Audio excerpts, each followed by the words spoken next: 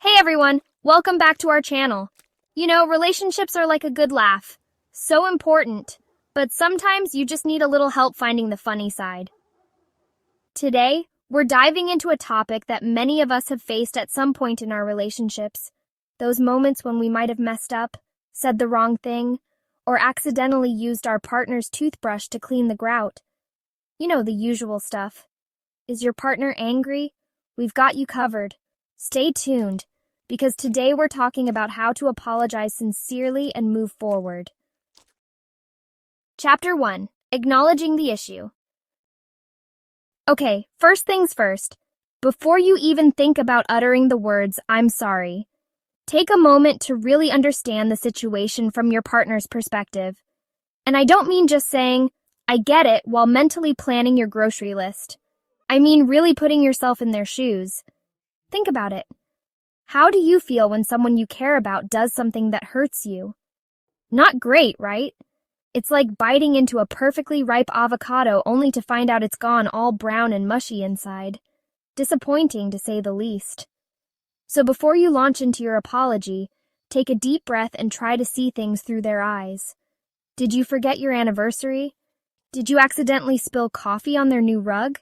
Did you mistake their prized Elvis Presley collectible for a vintage salad tong?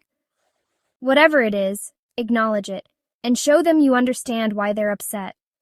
Remember, empathy is key here. Let them know you get it, you really get it. You're not trying to minimize their feelings or brush things under the rug, unless, of course, you spilled something on the rug, in which case, you might actually be trying to do that.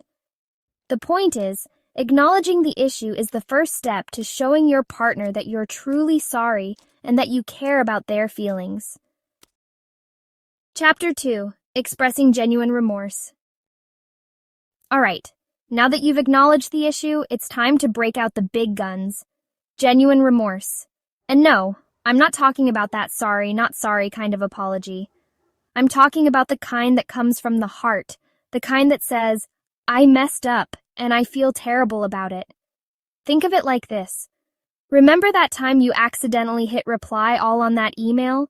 The one where you were venting about your boss's questionable fashion choices?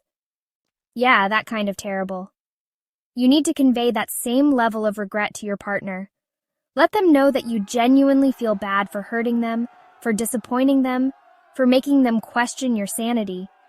We've all been there, right? Use sincere and heartfelt words. Tell them you're sorry for the pain you caused, for the stress you caused, for the fact that you can never look at a polka dot tie the same way again. Remember, sincerity is key here. Your partner can spot a fake apology from a mile away. So, ditch the excuses, ditch the justifications, and just be real with them. Let them know that you understand the impact of your actions and that you genuinely regret them. Chapter 3. No blame game allowed. Okay, so you've acknowledged the issue, you've expressed remorse, but now comes the really hard part. Taking responsibility.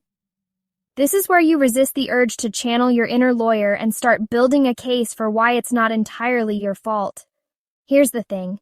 Even if there were contributing factors, even if the stars seemed to align in a way that led to this moment, even if your partner left their Elvis Presley commemorative plate precariously close to the edge of the table, now is not the time to point fingers. Remember, a sincere apology is about owning your part in the situation. It's about saying, "You know what? I messed up, and I'm not going to make excuses." Think of it like this. You accidentally ate the last slice of pizza. It was late, you were hungry, and it was just sitting there looking all delicious and cheesy. We've all been there. But instead of blaming your growling stomach or the pizza's alluring aroma, you own up to it. "Yes, my love, I devoured the pizza. I shall accept full responsibility for this cheesy transgression." See? Taking responsibility shows maturity, it shows accountability, and most importantly, it shows your partner that you're willing to be the bigger person. Chapter 4. Excuses? No way, Jose. Alright, let's talk about excuses. Those little justifications we try to sneak into apologies to soften the blow? Like, "I'm sorry I forgot to pick up the dry cleaning, but I was abducted by aliens, or I'm sorry I missed your work event, but I accidentally got on a plane to Fiji. We've all been there, right?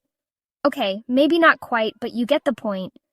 Excuses, no matter how creative or outlandish, have no place in a sincere apology. Why? Because they make you sound like you're not really taking responsibility for your actions. Think of it this way. Imagine you're watching a magician perform. They pull a rabbit out of a hat, saw a person in half, and then blame their assistant for a disappearing act gone wrong. Not very convincing, right? The same goes for apologies. When you make excuses, you're essentially saying, I'm not really sorry, but here's a semi-plausible explanation for my behavior. So resist the urge to justify your actions. Instead, focus on acknowledging your mistake, expressing remorse, and most importantly, meaning it. Chapter 5, The Magic Words. Okay, so you've acknowledged the issue, expressed remorse, taken responsibility, and avoided the temptation to blame it on a rogue squirrel that stole your car keys. Now it's time for the grand finale, asking for forgiveness. I know it can feel a little awkward, a little vulnerable, but trust me, those two little words, I'm sorry, can be incredibly powerful. They show your partner that you're truly remorseful, that you value your relationship, and that you're willing to put in the effort to make things right. Think of it like this. Remember when you were a kid and you accidentally broke your mom's favorite vase? You know, the one she swore was passed down from Cleopatra herself? You probably hid under the bed for a good hour before mustering up the courage to say, Mommy, I'm sorry. Asking for forgiveness is kind of like that, except hopefully there's less hiding under furniture involved. It's about swallowing your pride, admitting your mistakes, and asking for a second chance. Now here's the thing. Forgiveness is a gift, and like all good gifts, it can't be forced or demanded. It's up to your partner to decide when and if they're ready to forgive you. And that's okay. The important thing is that you've done your part, you've made amends, and you've shown them that you're truly sorry. Chapter 6, let's talk about it. Okay, so you've apologized, you've asked for forgiveness, and hopefully, you're on the road to reconciliation. But the work doesn't stop there. Now it's time to have a little chat about how to prevent similar issues from popping up again in the future. Think of it like this. You put on a pair of pants only to realize they're inside out. Annoying, right? But instead of just continuing on with your day, flashing everyone your fashion faux pas, you take a moment to rectify the situation. You turn those pants right side out, and you learn from your mistake. Relationships are kind of like that. When something goes wrong, it's an opportunity to learn, grow, and make adjustments to prevent similar mishaps in the future. So, have an open and honest conversation with your partner. Talk about what went wrong, why it went wrong, and most importantly, what you can both do differently next time. Maybe you need to work on your communication skills. Maybe you need to set better boundaries. Maybe you need to invest in a label maker to clearly identify your side of the closet. Whatever it is, talk it out. Remember, a relationship is a two-way street. It's about working together to find solutions and create a more harmonious and loving partnership. Chapter 7, Showing Your Commitment to Change. All right, we're in the home stretch now, folks. You've apologized, you've talked it out, you've vowed to never again mistake your partner's Elvis Presley memorabilia for kitchen utensils. Now it's time to walk the walk. Because here's the thing about apologies. They're just words unless they're backed up by action. It's like promising to make someone a delicious cake and then presenting them with a plate of flour and sugar. Not quite the same, right? So, show your partner that you're truly committed to change. Follow through on your promises. Make an effort to be more mindful, more considerate, more in tune with their needs. Think of it like training for a marathon. You don't just wake up one day and run 26.2 miles. It takes time, dedication, and a whole lot of sweat, and maybe a few energy gels. Changing your behavior is kind of like that. It's a process, and it requires effort, consistency, and a willingness to stumble along the way. But here's the good news. Every step you take, every effort you make, It shows your partner that you're serious about making things right. And that, my friends, is worth its weight in gold. Or maybe even Elvis Presley records. Thanks for watching.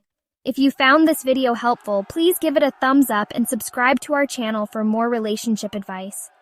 Remember, sincere apologies can strengthen your relationship and help you both move forward.